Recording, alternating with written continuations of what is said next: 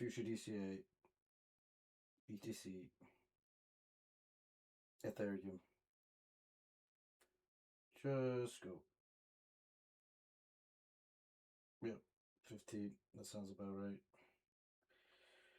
We're not doing the H stops. We're doing full 8. Okay, so that's XRP, Sol, BTC, Ethereum.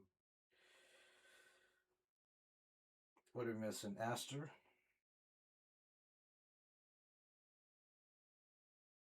Aster. Aster's kind of down right now. Pingu. Looking half on you. We're gonna do some crazy shit here because we actually might custom this one. So 50, 6 stops, and max it out, baby. No, just go all in and hope that we don't run out. Don't fuck me, you little bitch. Same thing for Pengu. Pengu, crazy profits. Fucking Pengu, no margin. Blast that bitch. So much fucking leverage. It's the gamble. It is a goddamn gamble. High risk, high reward, crazy gamble. And the rest of these, the XRP is fucking done so. Well, hopefully this works out, guys. Nobody is watching me, but that's fine. I don't give a flying fuck about that. What else did I need to do? I need to fucking eToro. Get the fucking money. I'm broke, dude. I've fucking lost so many thousands of dollars, man. That's why I need to get on the streaming shit. I need to do something entertaining, dude. I need to make some money, broski. My gambling been crazy. Should I just pull this out? Oh, I can just ask.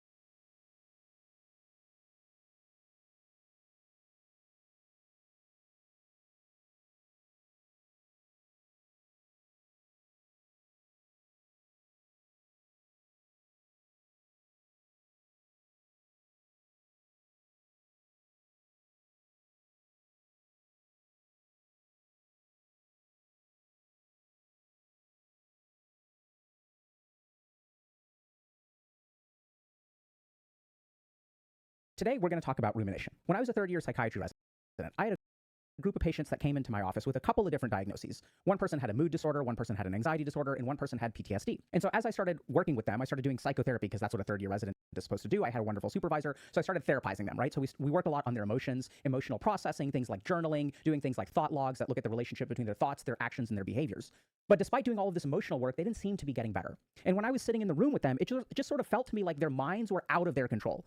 No matter how much we talk about how hurt they feel, their mind would start spiraling in some kind of direction. So I started doing something a little bit unorthodox. I sort of looked at this and I sort of said, okay, like this mind is going way off track. They get stuck in these cycles of repetitive thinking. Let's just learn how to shut off the mind. So I started teaching them more stuff from like yoga and meditative traditions, and then something kind of funny happened. So then I got called into my program director's office one day, and she asked me like, so how are things going with this set of patients? How are things going with the supervisor? And I said, honestly, like things seem a little bit hard. You know, I'm trying to do psychotherapy with them. It doesn't seem very effective. I'm teaching them some like yoga and meditation techniques. Those seem to be working like, okay, I'm not quite sure. And that's when she informs me that the supervisor that I'm working with is essentially firing me. She says that the supervisor that you're working with feels like she can't work with you anymore. And I was like really shocked, and I was like, did I do something wrong? Like, you know, why? Like I was a bit confused. And she said, well, like, you know, the supervisor says that you're sitting with these patients and you're doing something, but it's not psychotherapy. And she's a psychotherapy supervisor, so she can't like guide you in something unless you're willing to like do that thing. So thankfully it turned out to be totally fine. I don't think the supervisor made a mistake or anything. In fact, I think it was a really, really pro move on her part. She recognized that I was doing something that has value, and that I probably needed a different kind of guidance to learn psychotherapy and sort of blend these two things, and that was awesome. It worked out great. A lot of the stuff that I ended up doing with my patients was actually pretty effective, and a lot of that stuff is like when we think about something like rumination or depression or anxiety, we don't really think about how can I control the mind itself, or how can I put my mind in or how can I put my brain in a physiologic state where we are less likely to ruminate. So if you guys want info like that, check out Dr. K's guide. We have a ton of great techniques in there about sort of shaping your brain, shaping your body, and shaping your mind. And what I didn't realize at the time is that these were patients who were ruminators. These are patients who repetitively think about something over and over and over again. It's almost as if their mind is turned against them. And the really shocking thing about rumination is we may think, okay, like if your mind gets caught in thought loops or spirals, like you should go see a therapist. But actually it turns out that if you are someone who ruminates, therapy is less likely to be effective for you. So this was first demonstrated in large-scale longitudinal studies in which rumination prospectively predicted the onset of major depressive episodes and depressive symptoms in non-depressed and currently depressed individuals across follow-up periods ranging from 6 weeks to 5 years. So what this means is that if you are a ruminator, the degree of rumination predicts the onset of depression. But it's not just depression. Large-scale prospective longitudinal studies, that means that studying things prospectively, right? So we're not doing like a retrospective data analysis, found that rumination predicted subsequent substance use, eating disorders, alcohol abuse, and PTSD symptoms following trauma, even after controlling for initial symptoms. So this is kind of shocking because what these studies show is that if you have a traumatic event, if you are someone who ruminates, the likelihood for that traumatic event to turn into PTSD is correlated with your rumination. So not only does rumination increase your risk for all kinds of mental disorders, but it actually interferes with treatment. So it turns out that as a PGY3, what I didn't realize is it's not that I was doing psychotherapy incorrectly. It's that if you're someone who ruminates, there's a good chance that psychotherapy won't be as effective for you. Indeed, there is growing evidence that elevated rumination at the start of treatment predicts poorer outcomes to cognitive behavioral therapy for depression, such as increased time to remission and reduced likelihood of achieving remission. Rumination at the end of mindfulness CBT treatment predicts a depressive relapse. So that means that when you complete a course of treatment, if you're a ruminator, that increases the risk that your depression will actually relapse and you'll get depressed again.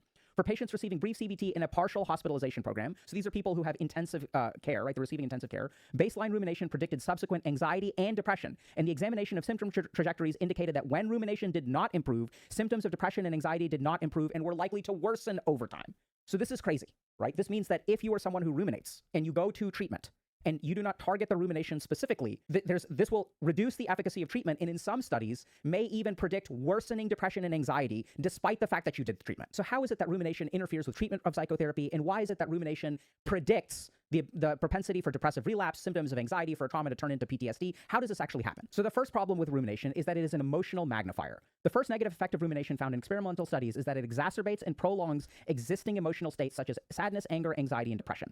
Okay? And in parallel, it elaborates and further polarizes any thought content focused on during the rumination. So these are two really important things to understand, okay? The first thing that it does is it magnifies and prolongs whatever we think about, and usually negative states, so sadness, anger, whatever. So here's practically what happens. So if I do something stupid today, generally speaking, tomorrow is a new day, and I don't have to linger with the effects of my stupidity. If you are someone who ruminates, the problem is that if you make a mistake today, it causes you hurt for the next year, or the next 2 years, maybe even a lifetime. I've worked with ruminators that had problems in high school, like they got dumped by their significant other, and they just like feel trapped by that particular injury, and this is like 20 years later. You may have seen sort of examples of this, right? People who get like sort of frozen in time and can't move past something. That is literally what rumination does. So rumination takes a single instance of damage and turns it into dot damage until you are done ruminating with it, which oftentimes is sort of never, right? Because you can keep on replaying these thoughts over and over and over again.